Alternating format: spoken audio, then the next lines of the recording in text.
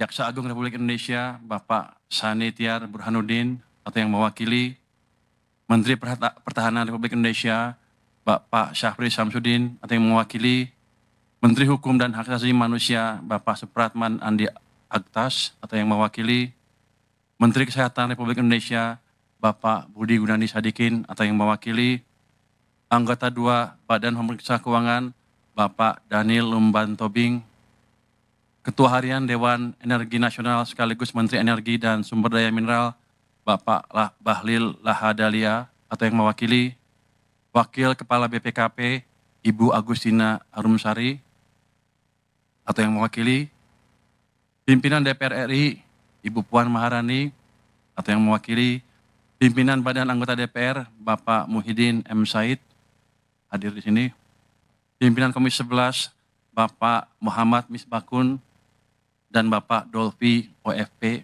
Bapak Dolfi tidak hadir, Pimpinan Komite 4 DPD RI Ibu Sinta Rosma Yanti atau yang mewakili, Mahkamah Konstitusi Bapak Soehartoyo atau yang mewakili hadir, Ketua Komisi Yudisial Bapak Amzulian Rifai atau yang mewakili, Otoritas Jasa Keuangan diwakili oleh Bapak Dian Edinare dan Ibu Frederika Widyasari Dewi, Pelaksana Tugas Ketua Lembaga Penjamin Simpanan LPS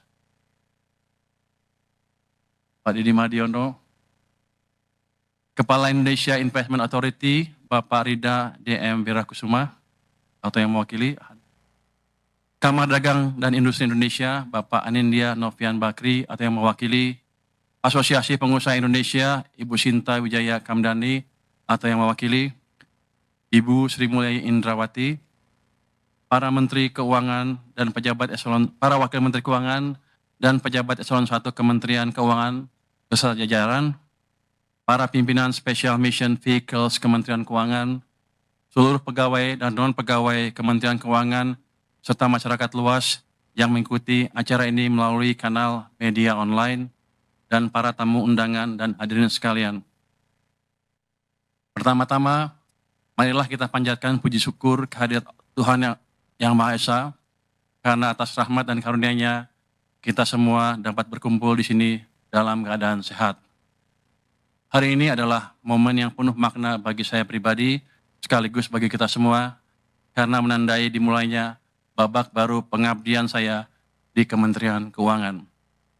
Saya merasa sangat terhormat atas kepercayaan yang diberikan kepada saya oleh Bapak Presiden untuk menjabat sebagai Menteri Keuangan Republik Indonesia. Amanah ini tidak ringan, karena dunia dihadapkan dengan tantangan yang semakin kompleks, baik dari sisi geopolitik, teknologi, maupun perubahan iklim. Dari dalam negeri pun ada tantangan dari sisi program prioritas pemerintahan yang harus kita kawal agar berjalan dengan mulus.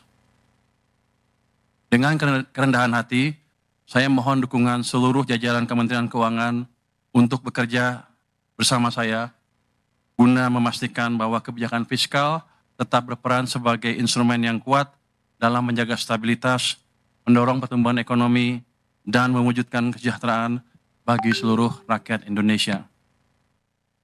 Bapak, Ibu, dan para hadirin yang saya hormati, izinkan saya menyampaikan rasa hormat dan apresiasi setinggi-tingginya kepada Ibu Sri Mulyani Indrawati.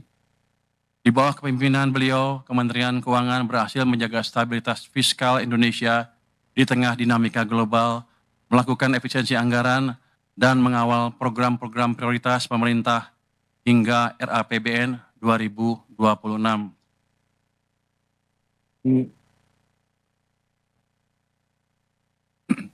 Selain itu, transformasi kelembagaan yang beliau jalankan, mulai dari restrukturisasi Direktorat Jenderal hingga pembentukan unit-unit baru, adalah fondasi penting yang akan memperkuat Kementerian Keuangan menghadapi tantangan masa depan. Integritas, profesionalisme, dan reputasi internasional yang beliau bawa telah menjadi teladan bagi kita semua, sekaligus menjaga kredibilitas Indonesia di mata dunia. Untuk itu, saya atas nama pribadi dan seluruh jajaran Kementerian Keuangan mengucapkan terima kasih sebesar-besarnya kepada Ibu Sri Mulyani.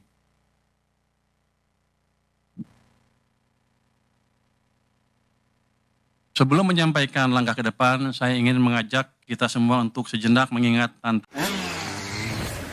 Bingung mau nulis apa? Ya, gampang di Canva. tantangan terbesar adalah pandemi COVID-19. Saya yakin semua masih ingat pandemi COVID-19 yang awalnya adalah krisis kesehatan, kemudian berkembang menjadi krisis ekonomi. Lalu terjadi juga perang di Ukraina yang membuat tantangan perekonomian global semakin berat. Di saat krisis tersebut, saya ingat kita berusaha sangat keras melakukan langkah-langkah luar biasa untuk memastikan bahwa perekonomian kita tetap bergerak yang dikemas dalam program pemulihan ekonomi nasional atau PEN. Melalui berbagai paket stimulus ekonomi, kita berhasil menjaga daya beli masyarakat dan keberlanjutan sektor usaha dengan tetap mempertahankan kesehatan APBN dan kepercayaan pasar.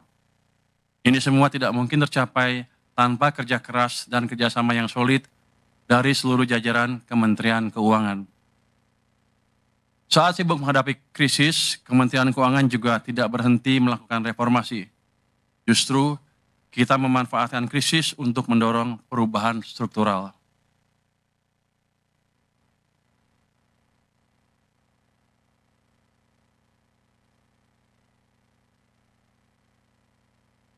Beberapa revisi undang-undang krusial pun lahir, di antaranya Omnibus Law Undang-Undang tentang Harmonisasi Peraturan Perpajakan, Undang-Undang tentang Hubungan Keuangan antara Pemerintah Pusat dan Pemerintah Daerah, dan Undang-Undang tentang Pengembangan dan Penguatan Sektor Keuangan. Banyak mimpi yang sudah terwujud, tetapi masih banyak juga pekerjaan rumah yang harus kita selesaikan. Bapak, Ibu, dan para hadirin yang berbahagia, kita semua menyadari bahwa ekonomi saat ini sedang menghadapi tantangan yang besar. Perlambatan ekonomi di berbagai negara, ketegangan geopolitik, perubahan iklim, serta perkembangan teknologi yang cepat menimbulkan risiko sekaligus peluang bagi Indonesia. Geopolitik akan menjadi game changer. Indonesia tidak bisa lepas dari dampak perkembangan geopolitik dunia. Oleh karena itu, jajaran Kementerian Keuangan harus paham kondisi terkini, harus paham isu-isu strategis. Dalam menyusun kebijakan, kita tidak boleh naif. Jangan sampai fokus ke isu kecil yang justru menghambat kebijakan strategis. Biasakan untuk berdiskusi dan mendengar suara dari luar, bukan hanya dari internal Kemenkeu sendiri yang sudah pasti sepakat, agar tidak terjebak dalam echo chamber. Manfaatkan perkembangan teknologi yang ada untuk mendapatkan insight yang baru. Selain itu, tantangan perubahan iklim semakin nyata.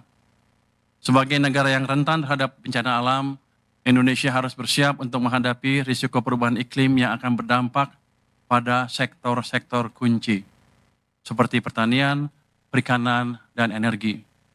Peran Kementerian Keuangan dalam merancang kebijakan fiskal yang mendukung pembangunan berkelanjutan sangat krusial.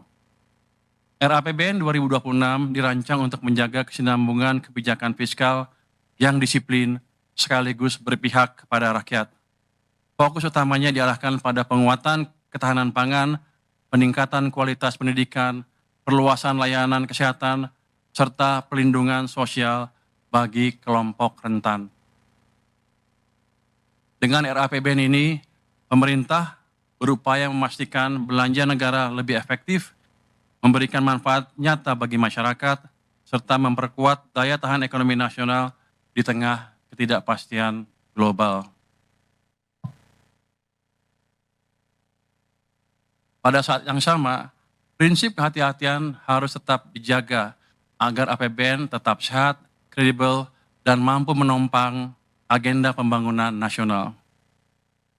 Bapak, Ibu, dan para hadirin yang saya banggakan, Kementerian Keuangan adalah institusi yang besar dengan puluhan ribu pegawai yang tersebar di seluruh penjuru negeri. Sebagai institusi yang mengelola keuangan negara, kita harus selalu menjaga integritas dalam tiap tindakan yang kita lakukan. Setiap rupiah yang kita kelola adalah uang rakyat dan kita memiliki tanggung jawab besar untuk memastikan bahwa uang tersebut digunakan dengan sebaik-baiknya untuk kepentingan rakyat. Dalam menghadapi masa depan yang penuh tantangan, integritas adalah hal yang tidak bisa ditawar. Kementerian Keuangan harus tetap menjadi institusi yang dipercaya oleh masyarakat. Oleh karena itu, kita harus menjaga agar setiap tindakan kita selalu berdasarkan prinsip-prinsip tata kelola yang baik, transparansi, dan akuntabilitas. Sebelum menutup pidato ini, saya mengajak seluruh jajaran Kementerian Keuangan untuk menjaga semangat pengabdian, bekerja dengan integritas, dan memperkuat rasa kebersamaan. Kita adalah penjaga keuangan negara, dan keberhasilan kita akan menentukan kepercayaan rakyat kepada negara. Sekali lagi, dengan penuh kerendahan hati, saya memohon dukungan dari seluruh pegawai Kementerian Keuangan, karena saya percaya bahwa hanya dengan kerjasama, sinergi, dan ketulusan, kita mampu menjalankan amanah besar ini. Semoga Allah Subhanahu wa Ta'ala senantiasa memberikan bimbingan dan kekuatan kepada kita semua. Wassalamualaikum warahmatullahi wabarakatuh.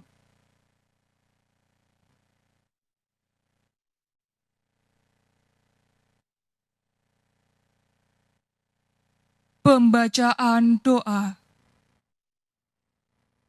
Assalamualaikum warahmatullahi wabarakatuh. Yang kami hormati Menteri Keuangan Bapak Purbaya Yudi Sadewa, yang kami hormati Ibu Sri Mulyani Indrawati dan hadirin yang berbahagia, mohon izin kami akan memimpin doa dengan cara agama Islam kepada seluruh hadirin, kiranya berkenan menyesuaikan. Bismillahirrahmanirrahim. Alhamdulillahi Rabbil Alamin. Allahumma salli ala Muhammad wa ala ali Muhammad.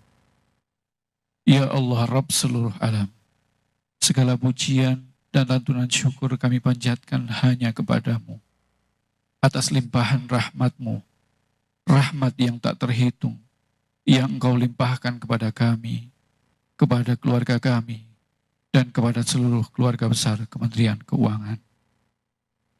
Ya Allah yang Maha Rahim, pada hari ini Ibu Sri Mulyani Indrawati telah menyelesaikan penugasan beliau dalam memimpin Kementerian Keuangan. Jadikanlah setiap detik dan nafas beliau dan setiap langkah kepemimpinan beliau sebagai amal soleh.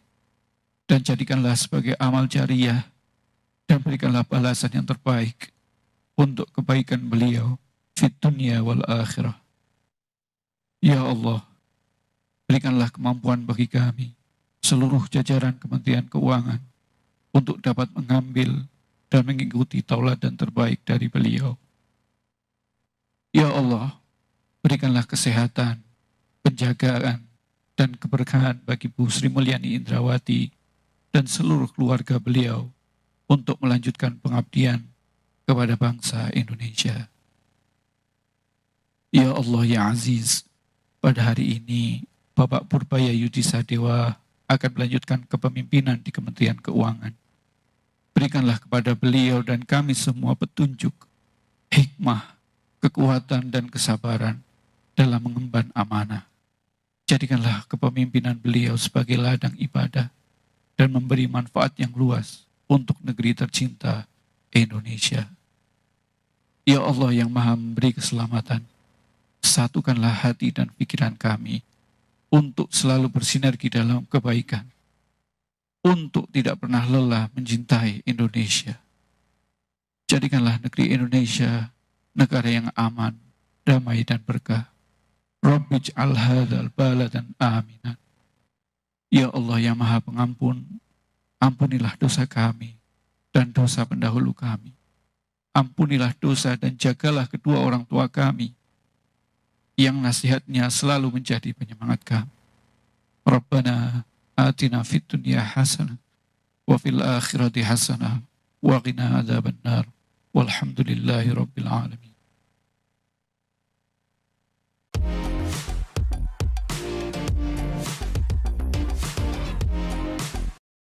Selanjutnya, pemberian ucapan selamat.